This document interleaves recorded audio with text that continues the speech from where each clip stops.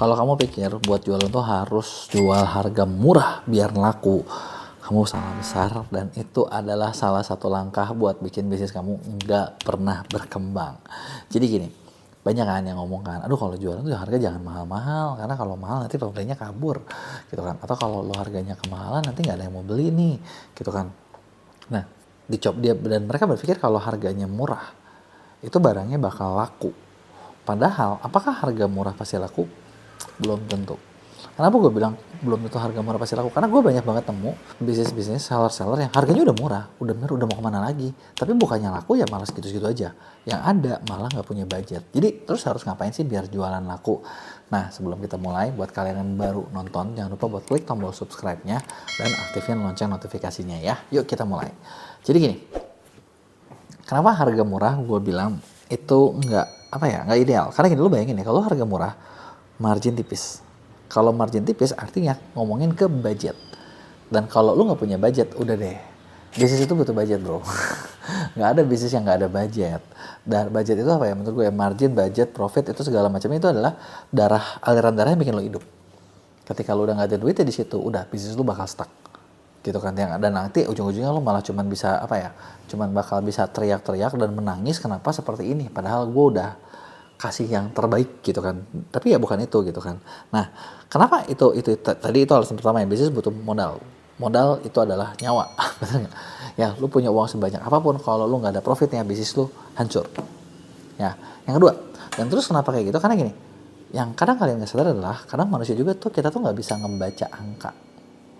Ngerti gak sih? Kadang kita ngerasa kita udah pinter, otak kita udah canggih, kita bisa ngitung matematika, kalkulus, dan lain sebagainya. Tapi ternyata mayoritas manusia itu lebih percaya cerita daripada angka.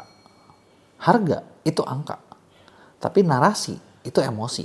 Dan otak manusia lebih cepat ngerespon ke emosi. Apalagi kalau pembeli kalian mayoritas cewek. Emosional banget. Gitu kan. Contohnya gimana? Contoh gini, lu bayangin, antara orang cerita ini murah banget kok, harganya cuma 15.000, sama lu tau gak sih barang ini itu bisa bikin masak kamu selesai 2 kali lebih cepat.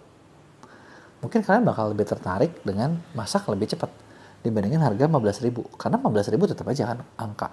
Udah mah angka, udah gitu keluar duit lagi kan, angka berapapun juga nggak disukai, menyebalkan gitu kan. Jadi jualah manfaat. Maka dari itu gue bilang jual murah tuh bukan solusi gitu, tapi manfaatnya apa, orang percaya nggak sama manfaat yang lu sampein. Kalau udah jual murah, manfaatnya orang nggak berasa gitu kan, orang nggak percaya, ya tetap aja lu nggak akan dapat apa-apa gitu. Dan harga murah ternyata itu cuman bisa menarik pembeli yang dalam tanda kutip price sensitive, alias murah juga. Nah, kenapa kayak gitu? Contoh gini, sekarang gini deh, kita ngomong ya, maksudnya kalian tuh kan pasar tuh beda-beda ya. Misalnya nih ada top 1%, top 1% adalah orang-orang paling kaya, itu biasanya nggak paling rewel. Kenapa? Duitnya banyak kok, orang mereka ibaratnya mau beli berapapun juga, ya udah, ya cuman nggak berasa apa-apa gitu kan. Yang mereka suka biasanya servis gitu, turun. Ini memang sedikit. Pasar paling banyak adalah pasar yang mungkin dalam tanda kutip yang duitnya dikit, bener ya? Dari kaya ke kere, bener nggak? Nah, menurut kalian mana yang lebih rewel? Yang kaya kah? Apa yang kere kah? Coba gue pengen tahu pendapat lo ya. Tulis di komen mana yang lebih rewel, yang pembeli kaya apa pembeli kere gitu ya. Nah, kalau misalnya gue ngalamin ya, gue nggak tahu kalian setuju apa enggak, tapi biasanya pembeli yang kere dalam tanda kutip itu lebih cerewet, paling demanding, paling banyak komplain, dan mereka juga nggak loyal. Ya kan? Jadi kalau ada yang lebih murah, mereka pindah. Udah gitu, ketika misalnya yang kere itu, misalnya nih ya, udah lu beli barang yang misalnya murah, kadang mereka juga nggak ngerasa murah gitu. Itu buat gue mahal nih, gitu kan. Gue pengen kayak gini, kayak gitu kan.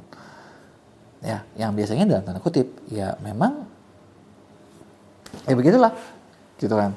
Gitu. Nah, sedangkan ketika misalnya lu cari yang atas gitu kan, itu lebih, maksudnya itu mereka lebih yang penting barangnya bagus, servisnya bagus, ya mereka udah cukup gitu kan. Tapi kalau yang bawah kadang barang harus bagus, servis harus bagus, bayar harus semurah mungkin. Kalau bisa orang lain nggak boleh untung. Nah, itu kan yang repot, bener nggak? Ya, memang mereka pasarnya kelihatan lebih banyak gitu, tapi ya itu tadi, gitu kan. Nah, makanya bisa dibilang pembeli berkualitas datang dari narasi berkualitas, karena mereka beli karena percaya, bukan cuma gara-gara murah atau daripada nggak ada, bener nggak? Nah, Terus kenapa bagian tadi itu juga kenapa gue bilang harga itu nggak terlalu ngaruh? Karena gini, kalau lo bisa bikin cerita yang bagus, narasi yang bagus, produk mahal itu bisa kelihatan murah. Gitu. Kalian tahu gak sih kalau misalnya kayak brand-brand mahal ya, mereka tuh bisa bikin cerita yang bagus sampai kalau dihitung-hitung nih, ini tas harga ratusan juta nggak masuk akal, tapi pembelinya bisa rebutan, gitu kan? Karena buat mereka, wah ini ceritanya bagus banget nih, ini story-nya bagus banget nih. Bahkan di beberapa branded store, gitu ya, itu mereka kayak misalnya gini yang gue tahu ya, Hermes itu cuma ngejual Birkin kalau lu sudah pembeli Hermes yang sudah belanja minimal spend sekian baru boleh beli. Kalau nggak lu nggak boleh beli. Jadi lu beli dulu yang lain deh. Level lu kita cek dulu lu pantas nggak buat pakai itu, gitu. Ferrari itu kalau nggak salah kalau dia mau beli itu udah harus dicek dulu pernah punya mobil mewah apa aja, pantas apa enggak. Kalau nggak dikirim. Ferrari apa Bugatti apa Lamborghini ya salah satu itu. Gua nggak hafal ya. Gue bukan maniak mobil, tapi maksud gue luxury brand mereka udah bikin seperti itu, gitu kan. Nah makanya ketika bikin kayak gitu barangnya mahal, padahal barang-barang mereka mahal, tapi orang mau memperebutkan. Dan sekarang gini deh, coba lu gini, kita ngomongin bisnis ya, bisnis adalah ngomongin profit, kita ngomongin ujung-ujungnya dapat berapa. Menurut kalian, coba gue pengen tahu pendapat lu, mungkin nanti gue bakal bahas di video lain berikutnya, yang siapa yang benar siapa yang menang ya, mana yang lebih susah. Kita mau cetak, katakanlah kita mau dapetin penjualan senilai 15 miliar. Apakah lo ngejual satu barang seharga 1 juta US atau 15 M, atau kalian harus ngejual 1 juta barang seharga 15.000? Kasih tahu gue di komen, coba mana yang lebih gampang, satu barang seharga 15 miliar atau 1,5 juta barang seharga 1 juta barang seharga 15.000? Mana yang lebih gampang? Coba gue pengen tahu pendapat kalian ya. Nah itu dia tadi ya, nanti kita bakal bahas berikutnya. Dan terus udah gitu lo harus sadar yang bikin pembeli akhirnya beli itu bukan karena berapanya, tapi kenapa gue harus beli. Bener ya? Kenapa gue harus beli? Ya kan? Karena harga itu cuma ngejelasin nilai uangnya, tapi narasi ngejelasin manfaat barangnya. Misalnya ini nih, barang ini nih cocok banget buat ibu-ibu yang pengen dapur rapi tanpa ribet. Dia ngerasa kayak gue banget nih, gitu kan. Dan itu lebih penting daripada harganya. Bener nggak? Ya kan? Kecuali kalau barang lu bener-bener barang yang kesannya ini anggap organizer dapur gitu ya. Ini harganya sekian, harganya agak mahal, terus udah gitu modelnya sama persis, dan ketika orang cari keywordnya sama persis, dan ada yang ngebanting semuanya harganya murah banget, dan udah gitu kalian nggak punya story, ya udah itu lu itu kiamat gitu kan. Kalau ada story-nya, maksud gue banyak kan peralatan dapur yang harganya mahal-mahal juga kan, bener nggak? Padahal kalau dilihat ada nggak merek-merek China yang harganya sama? Banyak yang lebih murah, banyak. Tapi kenapa merek-merek tertentu mungkin kayak Miels gitu kan, Kohler dan lain sebagainya tetap laku, tetap mahal, meskipun banyak yang lebih murah, ya kan? Tetap ada orang yang belinya karena pasarnya memang selalu ada. Jadi kalau lu ngerasa kayak, aduh barang gua harus selalu murah, coba deh pikir lagi, ya.